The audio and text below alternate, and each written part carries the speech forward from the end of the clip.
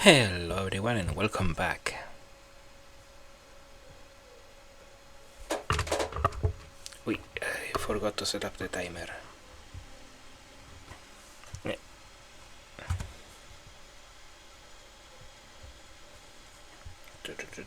Now, aside from the tables and chairs, the room doesn't have much else to offer.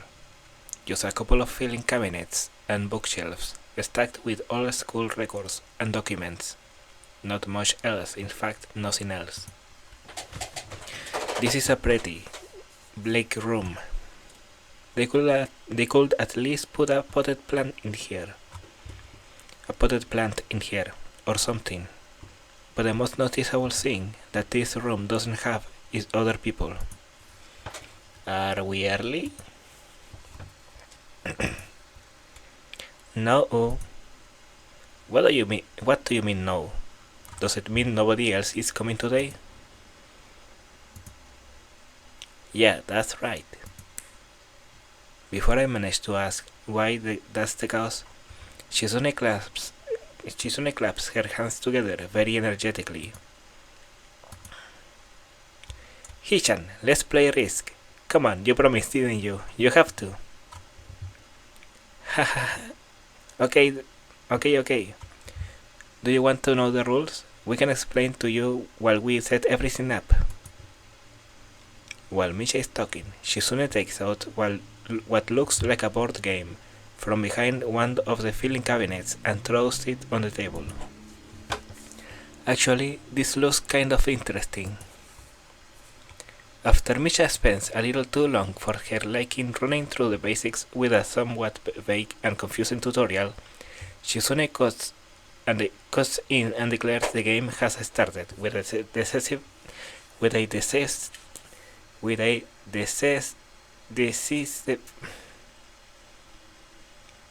con una moción decisiva, slicing her arm through the air.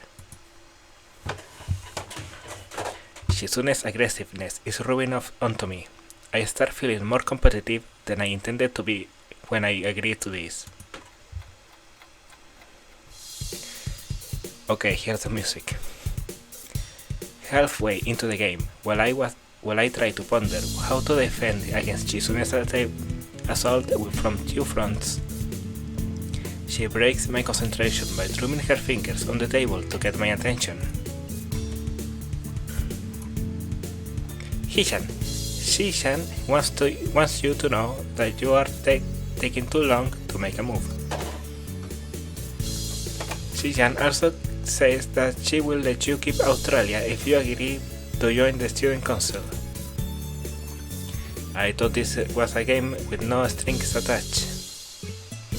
Just the fact that she will dangle that over my head as an offer means that she knows I care about the outcome of this game. And anyway, no. Shishan admires your fighting spirit and will be a benevolent dictator who will spare your people if you agree to join the student council. Ha. You're so competitive, Shizune. She seems to take this as a compliment. I will expect the student council president to be a little more magnanimous. Magnanimous? She doesn't seem to know what the word means or how it's signed, so she pulls out a piece of paper and writes it for Shizune, who in return signs it back to Misha. Misha presses her index finger against her temples, as if trying to physically imprint the word into her memory. Suddenly, Shizune bursts into a flurry of gestures. Misha looks daunted by the pace of her heated signing. Wait, please slow down, Hishan. Hishan says you are going to lose. Tell her I will crush her world empire with my rebellion. Okay. Those eyes of her shine with childlike mischief. She says you have no chance if you keep playing like this. No, you won't. is a trap. It's smarter to play defensively here. She has a point. Attack aggressively. I don't remember if... I don't want to go her route. So I'm gonna go defensive. It's likely that she is just trying to psych me out. Looking at the board again, I have a pretty good defense setup, and I'm not going to wreck it doing something reckless. A few turns later, I lose the game anyway. Shizune just adjusts her glasses victoriously and allows herself to tentatively pump a fist in the air in celebration. Wahahaha, Hichan, you lost when you allowed me to take North America. I mean Shishan, not me. Getting control of North America is ambitious, because it provides a 5 army bonus, but you can attack it from 3 fronts, so you must defend them all. I thought you'd have more guts. How disappointing. Ambition, Hishan. Your play needs to be more daring. Ambition. I was really excited when you took South America, but then you switched to playing defensively just because you gain a small advantage. That's no good, Hishan. You didn't take enough risks, and when you did, you didn't follow through. That's terrible, Hishan. Damn. What is to her if I play too carefully? There's no need to rub it in my face. I wonder if you'd even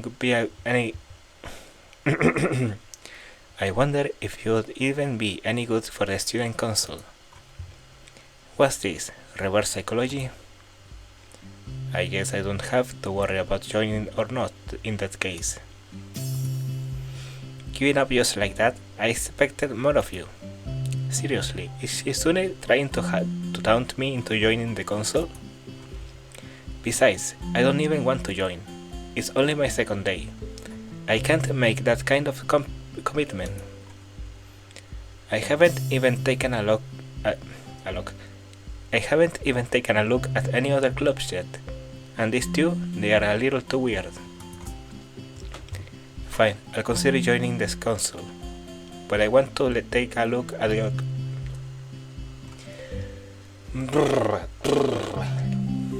Fine, I'll consider joining the council, but I want to take a look at the clubs before I decide. Really, Hichan? You're not just saying that to make us feel better? Yeah, I'm just not sure that I want to. Oh. Okay, Hishan, but we're not going to give you... I'm gonna drink water.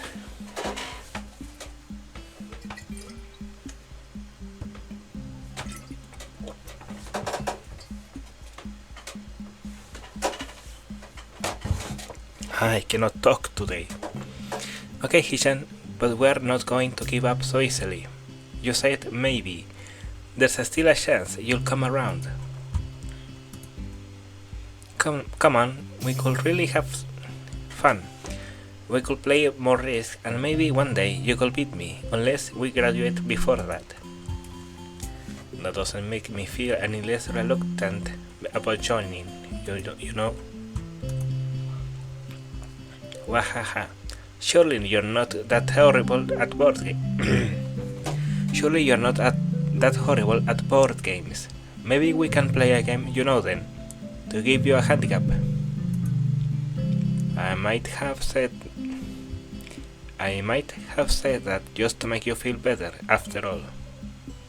Oh, that's cold, Hishan. I take a glance at the clock on the wall and realize I've spent far longer playing Risk than I expected. Sorry, I think I have to go. I wanted to go to the library. It's not closed yet, is it? Shizune scratches her head and gestures to Misha. How hard can it be to determine whether the library is open? There's a clock right there on the wall. It should be, unless the librarian is absent. I think you're right, Shan. We think the library is open. It's on the second floor. Can't miss it. Do you want us to show you where it is? No thanks, it's okay. See you tomorrow. Bye bye.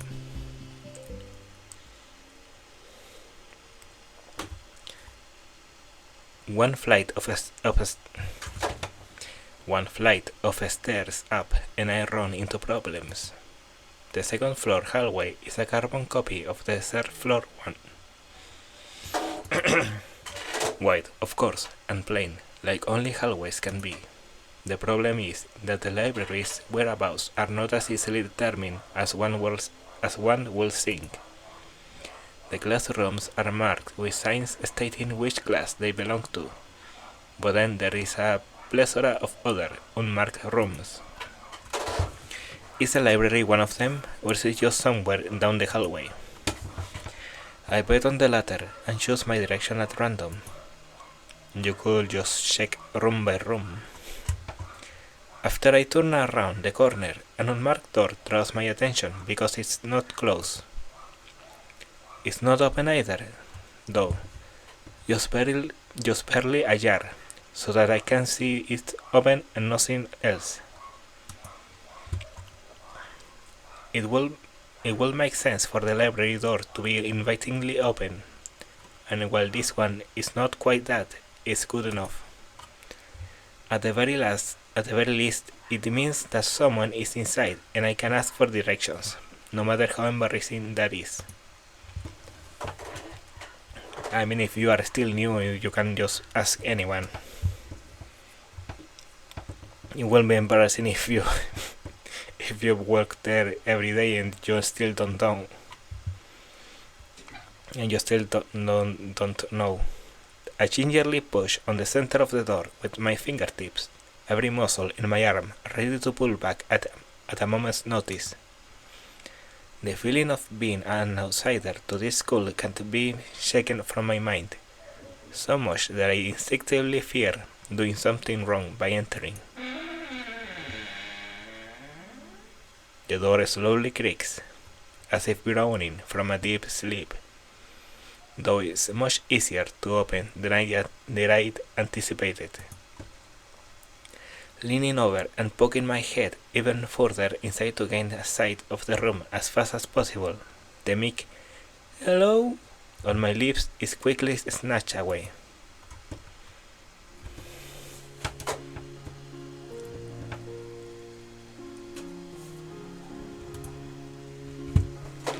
This is not as I was expecting.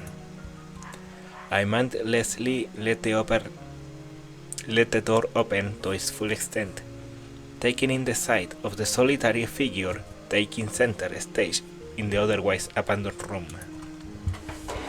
The situation steals my voice, leaving me standing at the doorway staring at the beautiful girl. Evidently, having taken her time to assess the situation, the girl gently puts down her teacup and opens her eyes, but doesn't look at me. You could have drawn the teacup. Wavy-haired girl. Hello there, may I help you? Staring directly in front of herself, the movement of her lips seems to break the silence rather than the words. However, it's the soft, measured voice that reminds me she's being separated from the room itself. Not only is she likely the tallest girl I've ever laid eyes on, but even among the foreigners I've met, she's strikingly distinct. I mean, if she is sitting, you can't really tell how tall she is. She could just have a long torso and short legs. Hi, sorry for intruding. I was just kind of lost. She takes a moment to formulate a response before speaking. Every action she takes feels as if it is carefully choreographed beforehand. Care to take a seat? Unexpected, considering that I am intruding upon her. Thanks. I slowly step towards another seat opposite of her. The girl resting the teacup and saucer on the wooden table in between. The way she doesn't track my movements with her head is telling. That and the slight cloudiness to her eyes means that she must be at least partially blind, like Kenji. Come to think of it, her voice doesn't have any detectable accent either. I guess she must be half Japanese. As I take my seat, her composure takes me slightly off guard.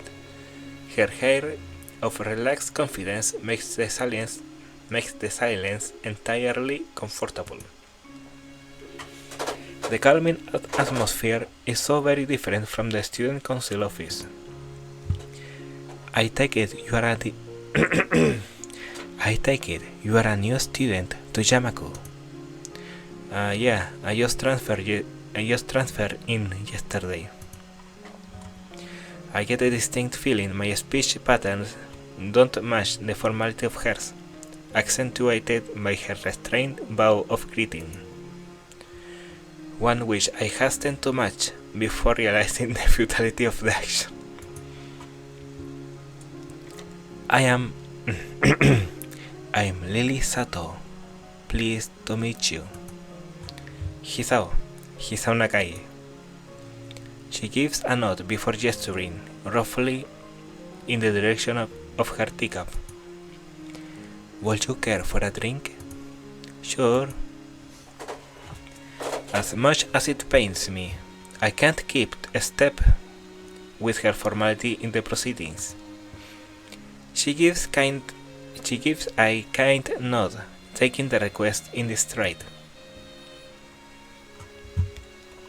Without another word, she steps off the chair and prepares a second cup of tea from a collection of supplies laid out along a shelf.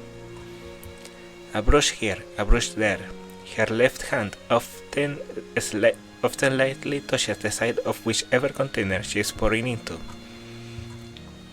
It seems to be a process she has followed dozens of times before.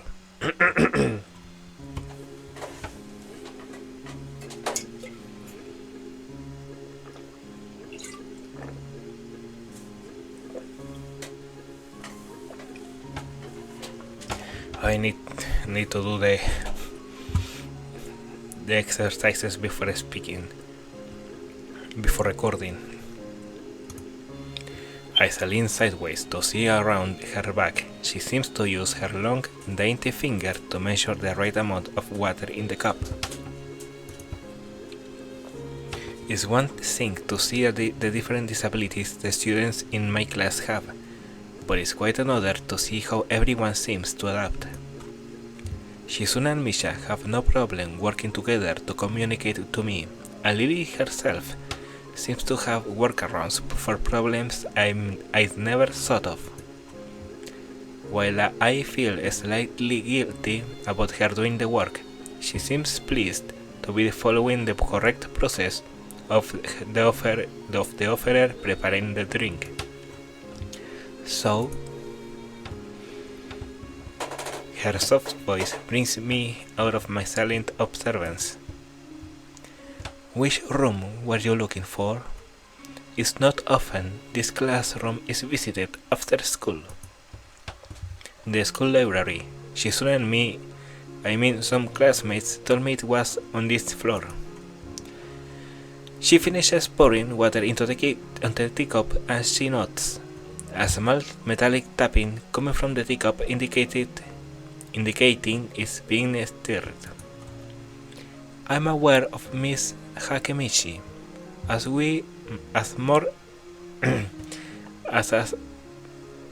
are most students. To be with them means you are in class 3-3, no? That's right, in the science room with Muto. She gives a small giggle before setting down the teaspoon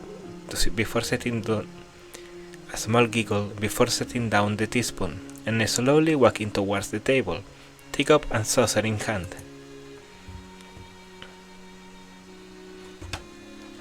He's quite a character. I imagine you'll come to like him. Most do.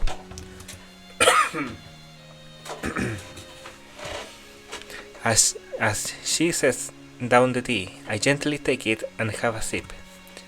I'm really more of a coffee person, but this seems like a rather bad moment to bring it up. Nonetheless, the smell is quite nice. I hardly think it'd be hard to choke down. Thanks, Sato, it really tastes really nice. She smiles and quickly waves her hand in front of her face. Lily, please. There's no need to be too formal. She says this in spite of her exceedingly well-bred speech. Oh well. I guess I should try and ask her about herself, as it really does seem as if she is catering to me. So, which class are you from? I imagine it's one of the third year classes. Correct, I'm in class 3-2, which is on the third floor, same as yours. It's taught by Miyagi, and is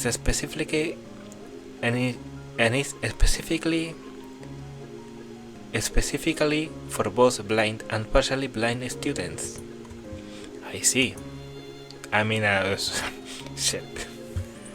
I feel like slapping myself for the fox pass. Looking at her face, though, she doesn't seem to be in the least bit put off by it. My, there's no need to change your speech on my account. Ah, sure, sorry. I guess I'm really showing my newness here. An environment like this will be a big challenge, so I can't fault you for it, while the same can't be said for everyone. Many have come to terms with their conditions.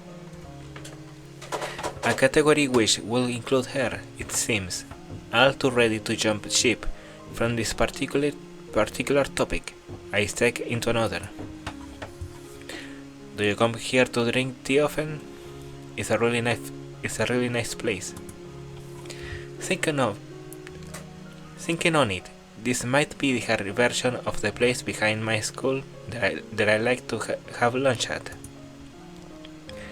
I come here fairly often during lunch times. My duties as class representative don't leave enough time for an official club, so a friend and I use this room for having tea. Class representative, huh?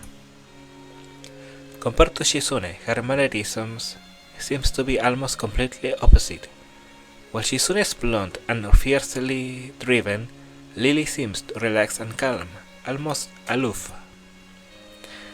Come to think of it, she might be useful for a less biased view on the school's clubs. What kind of clubs are there to join?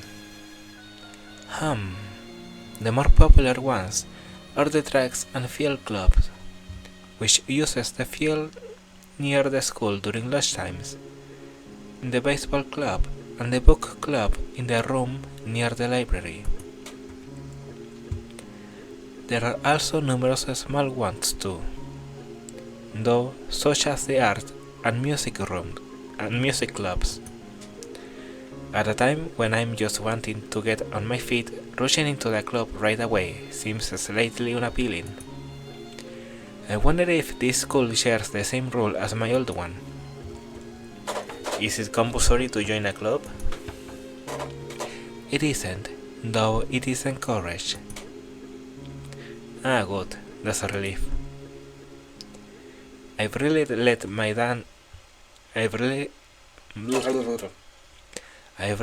down my guard around this girl to let such as a thing slip out. The fact seems to slightly amuse her. Not wanting my tea to get cold, I finally start drinking it, as Lily does the same.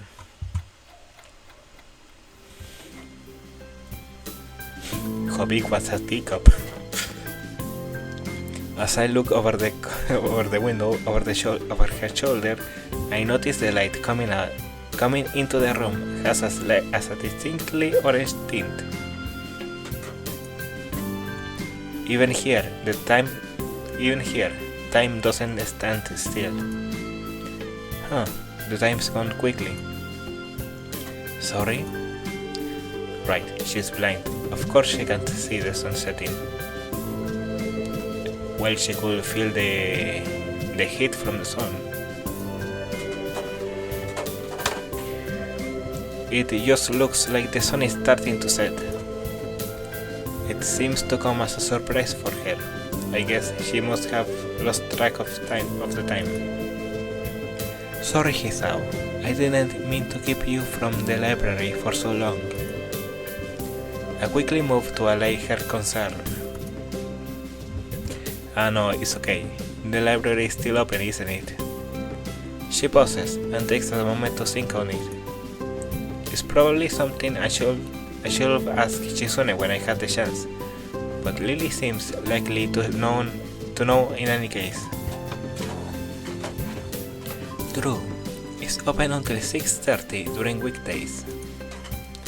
A quick glance at my watch confirms I have well enough time to get there. I might get going in that case. It's been nice talking with you, Lily. She smiles and gives a deep nod, her hands still neatly folded on the table in front of her. It was my pleasure. Oh, come to think of it, shall I show you where the library is? I couldn't possibly ask for more help. I should be able to find it alright. Well, unless my navigational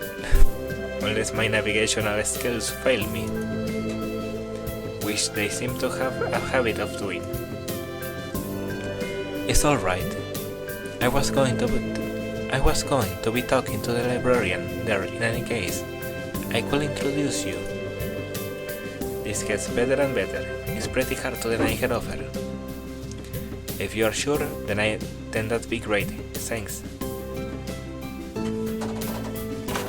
As she stands up to follow me, she takes hold of a straight, retractable cane that had been slipped in the handle of her bag on the floor.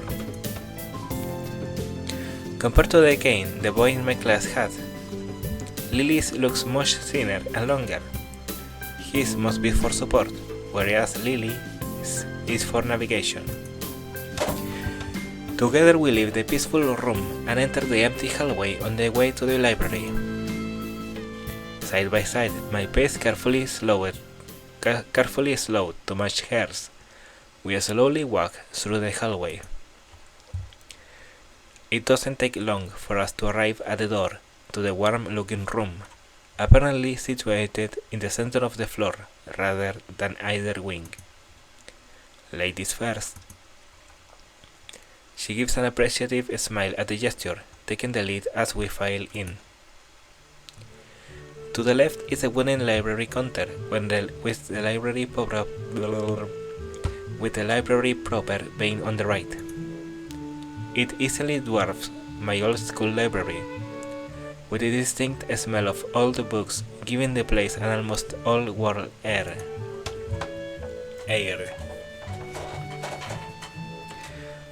There don't seem to be a lot of students here. Considering the time, it isn't a big surprise.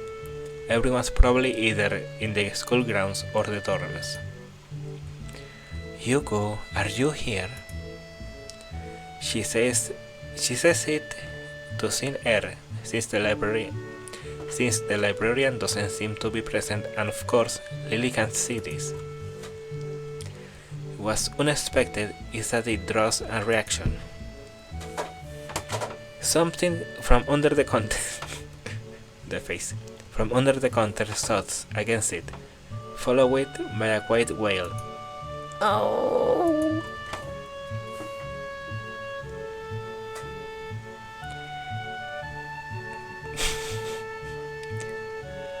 When you play this as a teen, you fall in love with the girls. When you play this as an adult, You fell in love with a librarian. The origin apparently in the librarian quickly crawls out and bounces up to extremely rigid attention. Hi Lily, how can I help you? Her voice is strained in a failing attempt to sound casual, and she's rubbing the back of her head. Good afternoon. What happened just now? I heard a strange sound. It's nothing, I just hit my head. See, I dropped an eraser under my desk, and while I was looking for it, a pencil dropped, and when I was looking for both of them, you came and surprised me and... Are you alright? I'm sorry, I couldn't know. It's okay, sorry for making you worry. This is nothing, I had worse happen to me. She's quick to reverse Lily's apologies, almost frantically trying to push aside the possibility that she could be in any way inconvenienced by bashing her head on the counter. Yes, worse things have happened. The girl fidgets with her fingers as Lily doesn't seem to drop her concerned expression. And then she shuffles some papers around the counter for no reason. A little shorter than Lily, replete with glasses, freckles, and a very troubled look. She seems to fit a library perfectly. Lily, did you get my message? Message? Oh, the two imported books that arrived. Right. They finally came. I can't believe it took so long, but... Amidst her celebrations, partially for managing to change the topic, I'm sure, she noticed me from the corner of her eye and freezes on the spot when she does. Oh no, I'm sorry for not noticing you before. Did you need to check out a book? Or return one? I'm sorry. The way she can so quickly shift between moods is a little unsettling. He's with me, Yuko. This is Hisao, a new student. Hisao, this is Yuko, the school librarian. Pleased to meet you. Hisao, right, Hisao. Pleased to meet you too, Hisao. For a second, she visibly attempts to engrave the name on her mind, so she won't forget. Yuko often arranges to import foreign books in Braille for me. Would you like to tell Hisao a little something about the library? Lily's innocent suggestion is met with an expression of abject or terror. Please Lily, I can't. I don't know what he could be interested in. This is too much responsibility. How is it any responsibility at all? I don't get. But her objection is so sincere, I don't doubt for a second that she would rather disembowel herself on the spot than tell me where the light novels are. But... So, there are a lot of books in Braille here. I attempt to save the day by asking the first thing that pops into my head. It seems to work at least partially, as Yuko seems to, not exactly relax, but at least look slightly less tense. Well, I think about a third or fourth of Yamako's library is either in Braille or audio. Makes sense, given all the blind students that be here. If it's only that, how come this library is so big in the first place? Well, we get a lot of new books regularly, because the library is adequately endowed.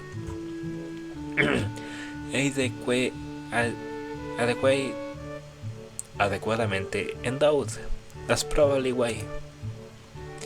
They spend more on new books than on my salary, and then I have to organize and shelve all of them. He's so troublesome, and they weigh so much. I wish I could quit this job. A very awkward silence followed this revelation of too much information. I'll go check the aisles then, if you don't mind. It's probably best for all of us if she doesn't keep talking to me. Very well, meanwhile, you go. I will have those books, if it is alright with you. My first impression was right. The library is surprisingly big. Ambling down the narrow aisles, I studied the spines of the books in random order, occasionally sliding one out to read the blurb, taking it with me if it looks good. In a few moments, I have a respectable stack of books in my arms. I guess I'll never be stuck for choice in here. The normality of the library sinks in. Sure, there are large print books. There are large print and braille books scattered throughout, but it is what it is, a library. It's as if the calm mood from the room I had tea with Lily is in snuck with us here, unless it was here to begin with. Something about that puts me at ease, just like before. I reach the end of the aisle and find a collection of desks, set up for study or personal reading. Going a little further though, I discover a nice quiet corner at the back. While the rest of the library has the odd student sitting at a desk, either reading or stealthily sleeping, the back is pretty much deserted. As I glance around, I see someone who I recognize sitting on one of the several beanbags. Oh, next episode. Bye.